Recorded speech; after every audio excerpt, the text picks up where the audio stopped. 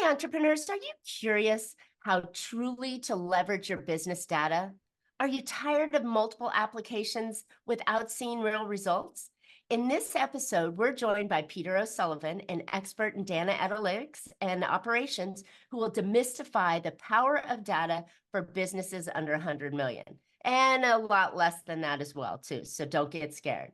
Peter's the founder of HighBeam Analytics and will reveal why an additional application like his patented Insight Q is a game changer and how it can be customized for distributors and key elements that you need to enhance your data capabilities. We'll also dive into AI and how managers can harness this technology to transform their operations. Don't miss this chance to learn from the master. Tune in and revolutionize your business on today's Profit with a Plan podcast.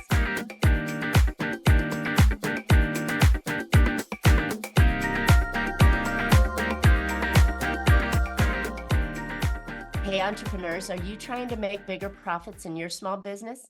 If you're like most of us business owners, increasing your profitability is always on your mind, and you're probably looking for ways to grow your revenue while growing your company. Well, you found a podcast that shares ideas to help you do just that. I'm Marcia, Riner, known as the Profit Booster, and I'm a business growth strategist. I've helped tons of small business owners to establish and implement a tangible plan that guarantees increased profitability, guide your growth, and plans for your future exit. Because building a highly profitable and sale-ready business creates a win-win scenario. That's more money now and a windfall when it's time to let go. And I want to share strategies that I've learned with you on today's Profit with a Plan podcast. But before we get started, I have something super special for you and perfect for this time of year. If you ever wanted to supercharge your business and avoid those profit plateaus, operational headaches, or growth roadblocks, well, I've created a brand new Profit Booster playbook just for you. You'll uncover 3 essential strategies and a quick way to take action on them. Now, this isn't just a single page report. It's filled with impactful strategies, actionable steps, and expert guidance to elevate your profits. Go download it for free at boostingprofit.com. All right, my guest on today is my provisor friend, Peter O'Sullivan. Peter is an expert in operations and data visualization. He has a degree from UCLA and an MBA from Santa Clara University. He's also a Six Sigma black belt and is a patent investor. Early in his career, he worked with large companies like General Electric and AT&T, and later became because an executive of smaller technology companies where he learned how to design and implement software applications. His third career, a turnaround management consultant, gave him the insights into both the value of analytics and the key elements to running a successful small business. In 2018, he founded HighBeam Analytics to serve smaller businesses that needed to be able to compete with Fortune 500 companies who were already using data to win the markets. He invented Insight Q and is a predictive business intelligence application that allows ERP users to unlock the data to optimize sales and operations. Peter, welcome to Profit with a Plan podcast. Oh my goodness, that was a mouthful. I gave Well, you way you know too what? big a bio. Well, you know what, though? The audience needs to know a little about you. And if I can give it to them Sure. in a formal sense, and then we're talking, they're going, wow, this guy really knows his stuff, right? Yeah. And Well, so, yeah, why yeah. not do a Hopefully we'll little get there. formal introduction? Yeah. Thank you very much. Great to be here. Absolutely. I love it. So we're both provisors, which is a huge community of high-end Yeah. professional networkers that come together and connect each other and deliver excellence to our community. And so we met and I thought, wow, you had such a unique angle of data analytics that I thought my audience and your audience and those listening really needed to find out. So I'm glad I was able to tie you down and get you on the show today. Yeah. Thank you. Absolutely. Okay, so, the big question is business owners are in their business, doing their day-to-day stuff. They're slaying dragons and putting out fires and chasing customers. Why do they need to understand their data? Yeah. So what I find is most business owners rely on a kind of a subset of data because that's what they grew the company around, especially founder, owner, managers. And usually that comes from their balance sheet and their income statement. And that's awesome. And that works really well. And I'm very good. I learned over the years how to look at a balance sheet, income statement, and I can tell a whole story about a company. And then I would take all that data and I would put it into all my Excel models and create new visuals for myself so I could advise the customer or the client, especially when I was doing turnarounds, about where we're effective. And I don't want to change what's effective. That's one of the number one rules when you're a management consultant is Yeah, don't don't change fix. what's working. If it already works, get your ego out of it and let that be, and then focus on what's not working. So you have to measure, especially if you're the new guy and you don't know the story about the company. The first thing you do is try and measure what's working, what isn't. Well, there's lots of limitations to an income statement, a balance sheet. Namely, an income statement, a balance sheet is historical. It doesn't tell you what's going to happen, and it's also designed under GAAP. And all GAP's about is telling you how much profit you have, so you know how much to pay Uncle Sam. GAAP doesn't care about your efficiency or your effectiveness as an organization. So we do a lot of things. Really good CFOs and controllers and accounting folks do a lot of workarounds to try and figure out where their efficiencies are and are not. And there's a better way to do that. And that's what has happened more recently with data analytics and AI we found that there are better ways to do it. Now, the problem is bridging from that to the new model can be very intimidating. Absolutely. And I think just understanding the numbers and in the hopes that your accounting team or your CFO or your controller, or if you're small enough where you don't have those, you are Yeah, literally relying on an accounting team that's looking in the rearview mirror to say, oh, this information you're doing well. You should change this or you should change that, which I think we're in the smaller space, we get limited and trapped in that space because we don't know what to read through, what lines to read. yeah, yeah. Well, and here's the irony is, I come with a company called HighBeam Analytics, so that already it's like, okay, can I just take a nap now? I don't need more analytics. I've got, maybe I've got a lot of applications or I need to install an application, and it's kind of counterintuitive. Do I need another application? Does that make sense? So it's almost completely counterintuitive that you would add to what you've already got. But there are two reasons why this is the right approach, not even for small companies. In some case, really more for smaller companies because you have less time, fewer resources, and you typically smaller. And when I think of smaller, I think of the under 50 million, under 10 million. I've worked for very small companies. I get it. You're completely overwhelmed, right?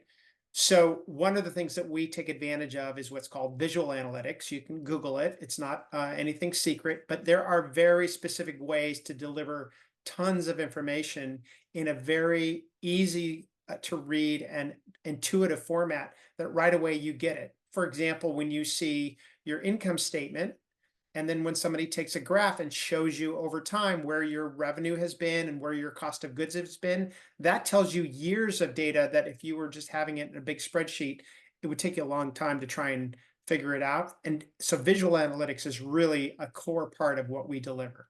Which is incredible because that's the challenge. People want, especially business owners that are slaying the dragons all the time.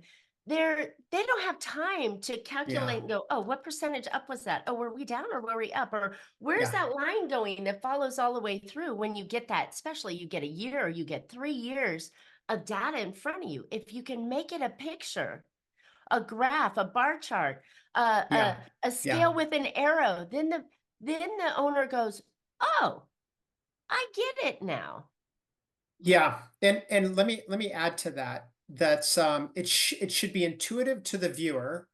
So right away they should get it. That's our standard. And for anybody out there that isn't in the market for what I do, they want data analytics, but they're not a distributor because that's our model. You're a Mhm. professional services organization, or you're doing something that doesn't fit our model. This is still all the same rules that you follow, which is you should be able to look at it and understand what you're looking for. And there are four areas that you use, four ways you use visual analytics. One is, I wrote them down to make sure I got it right. One is when you're doing comparison. So you're trying to compare last year over this year. That's one way. The other is distribution. So I'd like to know what the range of costs or pricing that I have of my product. Let's say I price it differently for different customers. Understanding that range is a distribution model, that's a different visual that we would get. That might be a bubble chart. The other is composition. So what is included? For example, when you're doing a breakdown of your cost, there's a new term. It's actually old calculation, but it's a new term. It's called unit economics, which takes a single SKU or a single service and it breaks down all of the cost to that service, and then the profit on top of it. Is really helpful for managers to be able to see that unit economics, and then they can aggregate or they can add them all together and see big groups of them. And finally, it's relationship. So if you're doing advertising, what's this relationship of this advertisement to both revenue and cost to my product in any kind of a format? Those are the four big buckets. So when someone's designing a system for you, if you decide you want to build it yourself or you want to hire a consultant to build it for you, they should be following, for example, those four rules around how do we build the visual analytics. It's not just throw a graph up there and hope they can figure it out. There really are purposeful ways to deliver lots of good information in a very succinct way. Well, you know what? And that's it, because if you're looking at what you can change incrementally in your business, no business should just, come and pull the rug out from underneath you, but you want to Yeah. make those little incremental changes to improve your Oh, operations, your yeah. delivery, your pricing, your customer experience. I mean, everything that you have in your business it can get little improved tweaks. And Yeah. that's how you increase your profitability. But if you don't know what's happening, how can you know Oh, what lever to pull? oh man. That is the best. That is brilliant, because that I preach that all the time.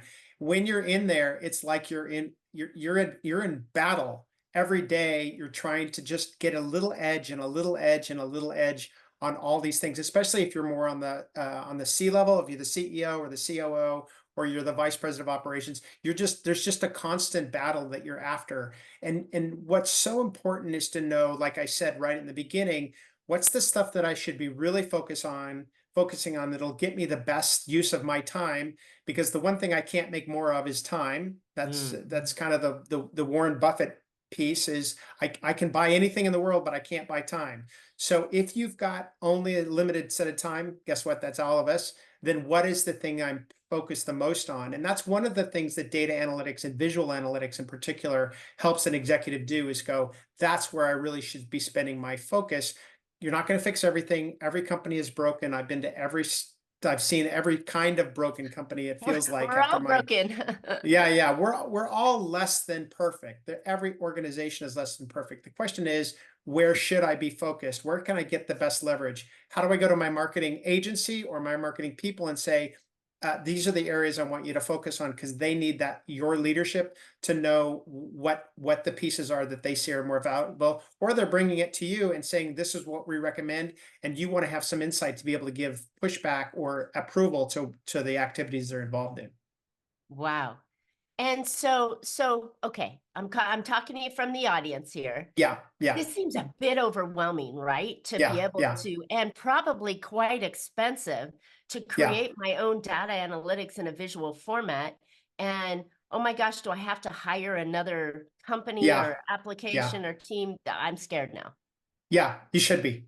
What I That's the don't bad news. know is scary.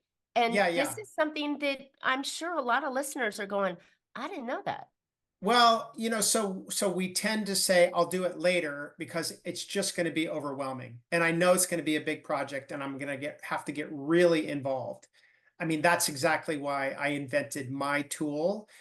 But so here's the pieces that you should know. For folks that are not buying an application that's already ready for your industry and your niche, it can be very intimidating. The truth is, when done correctly, data analytics and business intelligence application is kind of the umbrella. It really irons out and gives you a ton more time back. Oh, There yeah. are some real important elements. For most of us, we have to go to a consulting agency to say, you're going to have to outsource it because you're not going to have those folks hired. The folks that you'll need is someone that understands data, databases. You need a data scientist. What the hell is a data scientist? You need a data. There's a whole group of people that are coming out of grad schools today that have those skill sets. And guess what? They all get hired right away by the big companies. And that's what And I I'm sure they're found not cheap was either. they're not. If someone has a background in AI, for example, if they have hands-on experience, their salary is if anybody's younger and looking for a career, their salary is 25% higher than everyone that doesn't have AI, any Wow. exposure and understanding of AI. So and by the way, it's coming. I'm gonna regress a little bit. My dad founded a business in 1959. He sold it in 1971. And in that transition between that decade and a year on each end, he passed away a couple years ago. He lived to 95, a beautiful life. But I got, because I'm the business guy in the family, I got some of his business records, and they were old spreadsheets, and they were income statements and balance sheets that were handwritten. Now think of the trauma it had to be for anybody in that time to go from that to a software application where I'm going to put my balance sheet and all my numbers in this little box called a computer. So moving today from where you are to a data analytics platform, I hate to tell you, but it's order of magnitude easier because at least the technology is there, it's affordable, and there are really competent people that know how to do it. But if you're not in the distribution business, that's why I built mine. I went from a large company where I had a whole team already assembled and they already had the database and the application set up, to a small company, and I couldn't get to it. So I said, somebody needs to build this for these businesses. And that's where Insight Q came from, is I built it for distributors. If they buy or sell SKUs, that's the business model, and it's designed for that. And that's, if you're not in that space, then you have to figure out how to build it. And typically you're going to have to look for a consultant that has experience. The first thing I would say is you need a domain expert that has experience in your specific industry or industry type. Because if you're the one that's trying to explain to them how your business works, how your industry works, you're already going to be way behind the 8 ball, and you're going to spend a lot of money in them experimenting. Does this work? Does that work? And you have to kind of design it for them. And what you want is them to say, I'll design it for you. So question for you though. Yeah.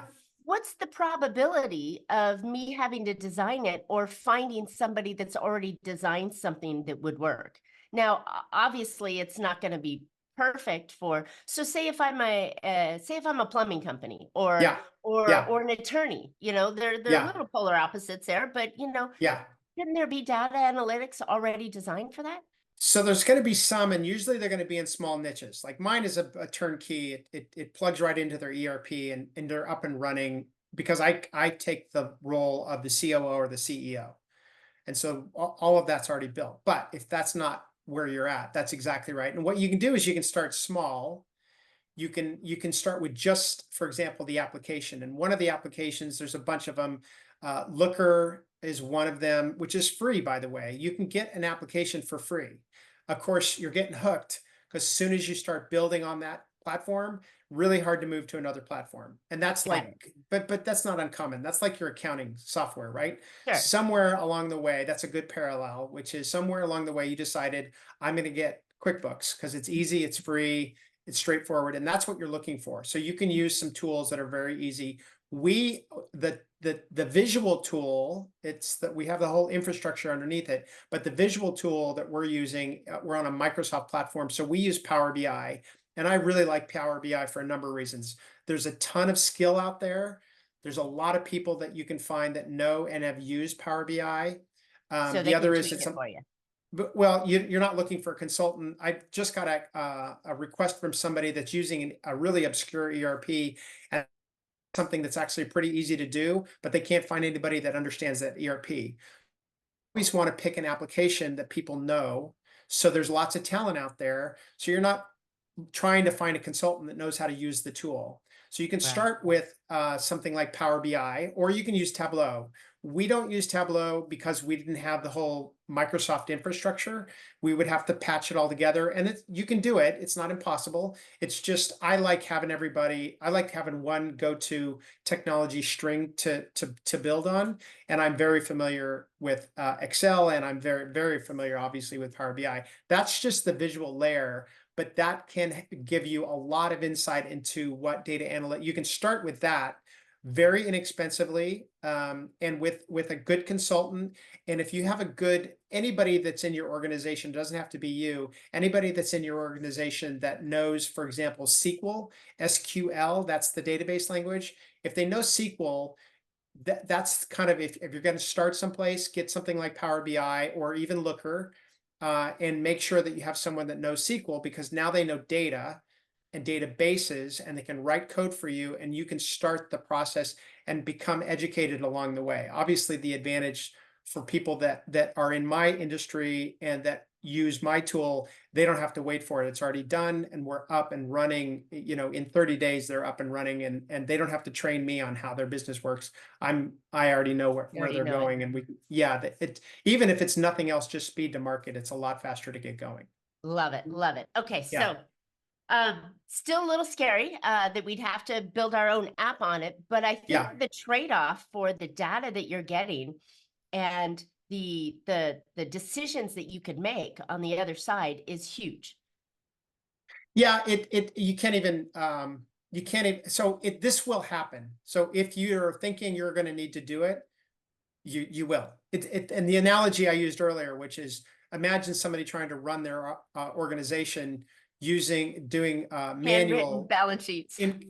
yeah, it's just not. So will it take 10 years? It won't take 10 years for data analytics like it did for moving accounting software from paper to software. That took longer, but we're all aware that technology is going faster and faster and faster. You can, like I say, you can get started inexpensively, put somebody on a 10-hour-a-week retainer or 20-hour-a-week retainer, and with naming what are the top things that you want to be able to see. Even if you just take your accounting information, you say, I want to visualize everything on my accounting. Just start with that. Like, start with the known to build the application yourself, to get yourself exposed to how it's going to work. So then when you hire somebody, go, I want you to tie into my accounting data. And then I want you to pull that out, and I want you to show me multiple years, and I want to see. So you start saying, how would you like to visualize your accounting? And by the way, there's this thing called YouTube. Some people are familiar with it. I mean, I literally call it Yeah. YouTube University. I spend, this is not about me, but I spend between a half an hour to an hour watching YouTube videos 5 days a week, because that's when I do my workout. And I put on technical stuff that will get me educated. If you spend 30 minutes a day, every other day, so let's say it's twice a week or 3 times a week, just learning about what a data analytics is or Power BI, you will get there. And you give that three months, and now you're 10 times smarter than you were before. I read this book called Atomic Habits, if anybody's interested, and that's sort of where it came from. Like, what if I just do a half an hour a day? And it's Just commit a amazing. bit. Over a short period of time, you can learn a lot. So the information and the learning is out there. And as a leader in the organization, this is not, will I need to? This is, you will need to. That's the bad news. The good news is, the more you understand it, the easier it And is. I think what to back away from that is you don't have to know how to write code No. and manage the data, but you have to understand enough to hire the people that you're Yeah. going to bring on your team that are going to do it. So you have to have a fundamental education of the information that you're looking for. And you Yeah. can rely on your accounting team, on your controlling and CFO team. You can rely on experts like us that know what to look for and Yeah. what truly drives things along the way. But you still have to have kind of a fundamental understanding of what drives your business. And when you do, and you layer that the visual analytics on top of it, you can go, wow, I can hire you. Now I know what to expect too. of what I'm asking you to do and what I might be able to pay you for it, so you might not get robbed or taken advantage of because you've built a little bit of knowledge around it. So I love the idea of the business owner not adding another skill set to themselves, like, oh, I'm going to go build an application, like we all think we can build our own website and do our own accounting. Wrong. Yeah. Um, Yeah.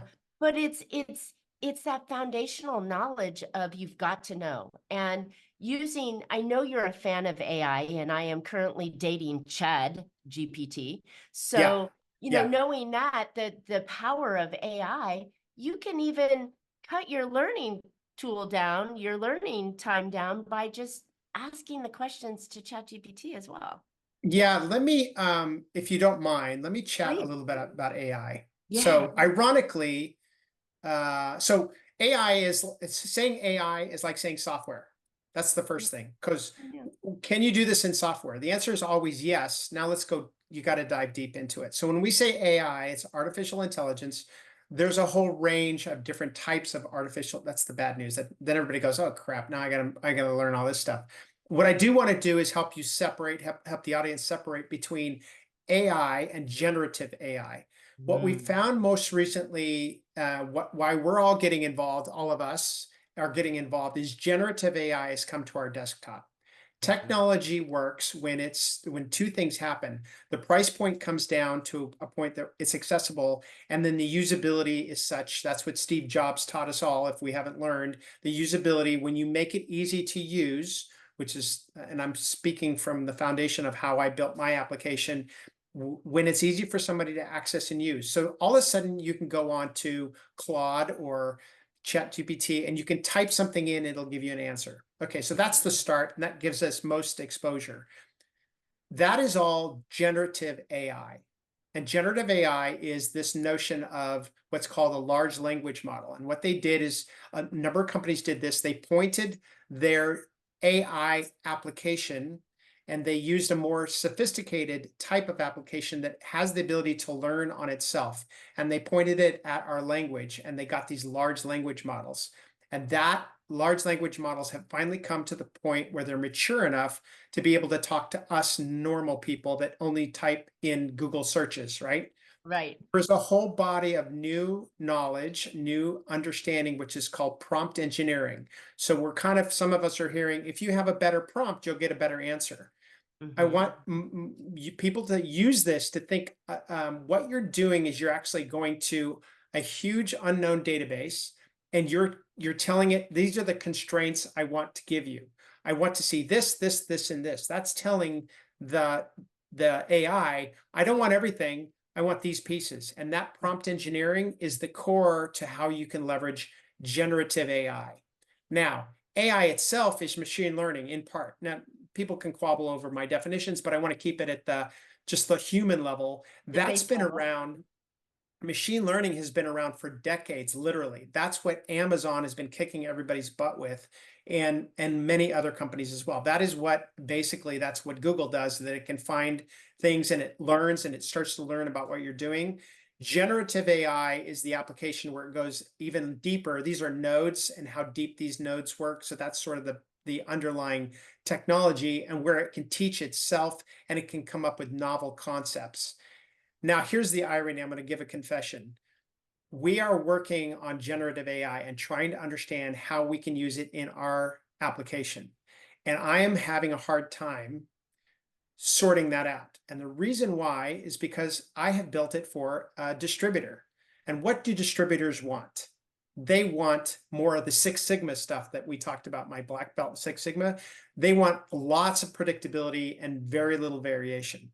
Yep. Well, generative AI is about coming up with something new.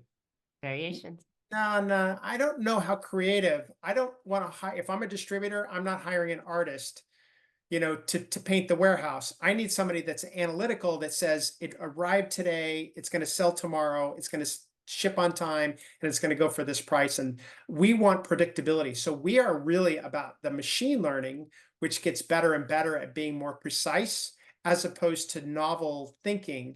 There's a place for it in our application, but that is not the first place we're going. So I only say that because I want the audience to know generative AI is awesome. There is a place for it. It is a phenomenal technology, but it doesn't work in everything. You need to know what the problem is you want to solve Right. and how the application is going to solve it. And by the way, sometimes it's easier just to solve it on the back of an envelope, a number on the back of an envelope, rather than trying to put it in code. So there are reasons why you use technology in different areas, and you want to have people around you that understand that. Wow, love it. Thank you for the education on Yeah. AI, which was really insightful and helpful. And like I said, I've been playing in it for a long time, helping it, and it is 1,000% correct that you have to have the correct prompt. So prompt engineering and designing to get the information that you're asking it to do. Yeah. Um, but I think where this whole level comes in though is that you can get that education, you can get that foundational education so that you can understand the product a little better and the data that you want to have. But have you ever thought to further this conversation a little bit to use some of the generative AI to design the graphics to So to answer the question in pictures of some? yeah. So I've seen a bunch of folks doing those models. Everybody has I'm and I should be. I'm very picky, and I have a vision for where I think it should be. And I gave you earlier the visualizations. They do create visualizations, and so one of the models that we have that comes straight from we didn't design it. It comes straight out of Microsoft. So we're sitting on all the Microsoft AI. So we have the latest AI technology, and they do put visualizations. And one of the models that they've got right now, I live in data, and I'm still trying to figure out. It's really powerful, but I can't quite figure out how I'm going to use it. Like if Mm, I'm an owner, what do I do with that information? And it's a right. causal report, and it comes out and it looks really pretty. But if I can't say, gee, that would make me spend more on this ad or less on this like if I don't know what the action step is of it, then I have a Mm. hard time putting it into my I want everything that comes out of my application, someone to go, I need to spend more money in advertising there. I need to reduce my inventory here. You We you probably need can answers to the questions and guidance on the next clear best move. and move on. I've got other things to do, including Yep. maybe golf on a Friday afternoon. Like What?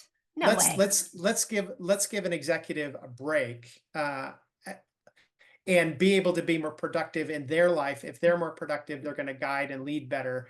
Our tagline is smarter leaders, better decisions. And that's really at the core. It's not just a cheap tagline. It really is how I think about how you should design any of the data analytics is you should be smarter when you use it, and you should be able to make better decisions. And if that's your criteria, you'll build a really good foundation for how you're going to use data.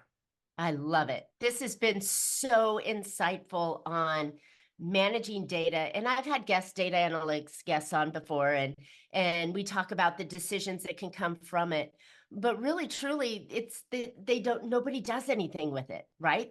Yeah. They get their report and they go, oh, Yeah. okay, I see where I am on this bottom line, and that's a good or that's a bad.